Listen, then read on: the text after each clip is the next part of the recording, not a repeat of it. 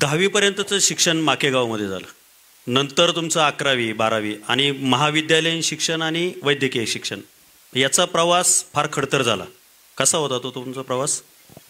मुख्य म्हणजे तो प्रवास तसा आपण जर पाहिलं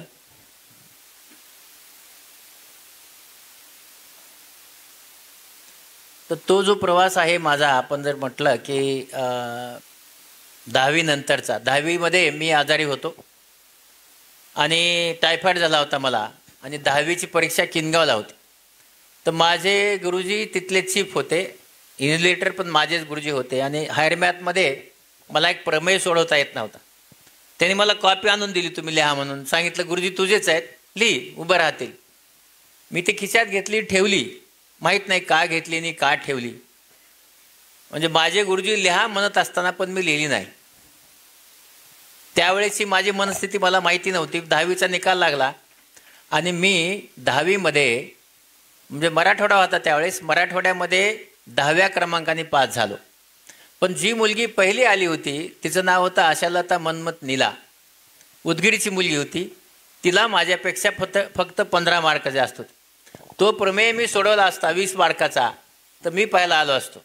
पुढे डॉक्टर झालो असतो का नाही मला माहीत नाही. पण 10वीमध्ये मी कॉपी केली नाही या एका गोष्टीचा मला खूप अभिमान असायचा. माझ्या खिशात कॉपी आहे पण मी नाही केली. आणि जेव्हा मार्क चांगले पडले तर तेव्हा मग सांगितलं की आता तुम्ही पुन्हा शिक्षक आले घरी. वडिलांना सांगितले की याला PUC त्यावेळेस होतं, 11वी 12वी नाही, PUC फर्स्ट इयरची लास्ट बॅच, की त्यावेळेस परळीला मेडिकलला तेव्हा खूप महत्त्व होतं. तर 7 मुलं वैद्यनाथ कॉलेजचे लागले होते त्यावर्षी. तर त्याने एक 20 मुलांची बॅच केली होती. त्याच्यामध्ये त्यांना राहण्यासाठी हॉस्टेल, जेवण्यासाठी मेस, पुस्तकं सगळे देणार होते आणि मी पहिलाच होतो. मग मी येऊन मेरिट नंबर लागला, माझा पहिला नाव तात्याराव लहाने. मला आपल्याला मिळते, फुकट होते सगळं, काहीच हरकत नाही शिकायला असं वडिलांना सांगितलं त्याने. आणि मोफत शिक्षण आहे या एका गोष्टीसाठी मी वैद्यनाथ कॉलेजमध्ये गेलो. पण कसं आहे बघा, नशिबामध्ये काही गोष्टी नसतात. तिथं गेल्यानंतर देशपांडे नावाचे झुलाईचे टीचर होते. त्यांनी एक पुस्तक घेतलं झुलाईचं, मला वाचायला दिलं. एक पॅरेग्राफ वाचत असताना त्याचं स्टमक लिहिलं होतं, स्टमक. माझे शिक्षक मला जे शिकवायचे ते त्याला स्टमच म्हणायचे. आता स्टमच, च म्हणायचे क च्या ऐवजी.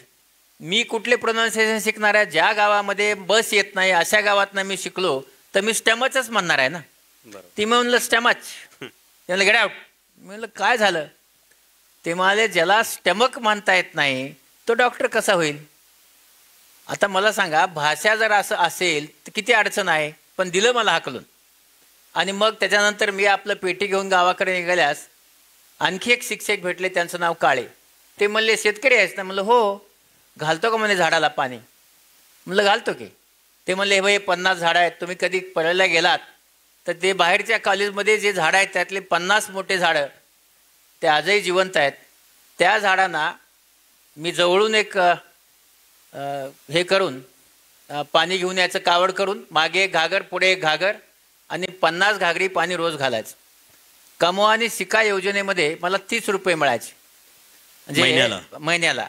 तर PUC आणि फर्स्ट इयर मी त्या 30 रुपयावर केलं. 20 रुपये मी ठेवायचो आणि 10 रुपये जे आहेत तर ते आईवडिलांना पाठवायचं. आणि PUC फर्स्ट इयर संपलं, त्याच्या पुढे माझं शिक्षण होणं शक्य नव्हतं, मलाही माहिती होतं. आणि मग ती परीक्षा दिली मी मार्च महिन्यामध्ये आणि गावाकडे गेलो, कारण त्याच्यापुढे शिक्षण होईल मला माहीत नव्हतं. पण उशिरा निकाल लागला आणि तेच माझे काळे सर, हे गावाकडे यायला रस्ता, माझ्या गावाकडे 14 किलोमीटर जायला रस्ता नव्हता, तर ते सायकल घेऊन आले माझ्याकडे.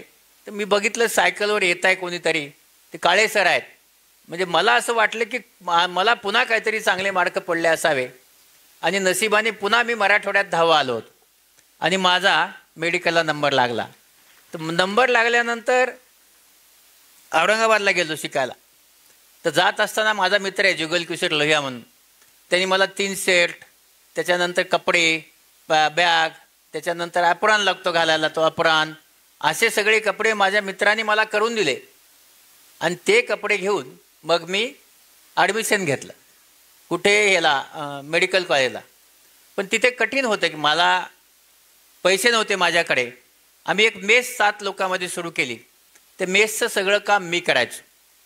आणि मग माझे जे 7 दुसरे माझे मित्र होते ते मोफत, मला काही त्यावेळेस तिथं पैसे लागत नव्हते आणि पुस्तकं नव्हते. तर लायब्ररी होती, लायब्ररीमध्ये जाऊन बसायचो. जसं शाळा कॉलेज सुटले की लायब्ररीत बसायचो आणि अभ्यास करायचो. तिथेही मी कधीच माझे मार्क जे आहेत, तसं मेडिकलला मार्क पडत नाहीत फार, पण माझे मार्क कधीच 70च्या खाली पडले नाहीत. मला 70, 74, 75, मला एका विषयात 82पर्यंत मार्क. फार्माकोलॉजी नावाचा विषय आहे, फार कठीण विषय आहे, त्याच्यात मला 82 मार्क आहेत. असं करत माझं हे सगळं MBBS शिक्षण औरंगाबादला झालं आणि परळीला झालं ते 11वी 12 म्हणजे PUC फर्स्ट इयर.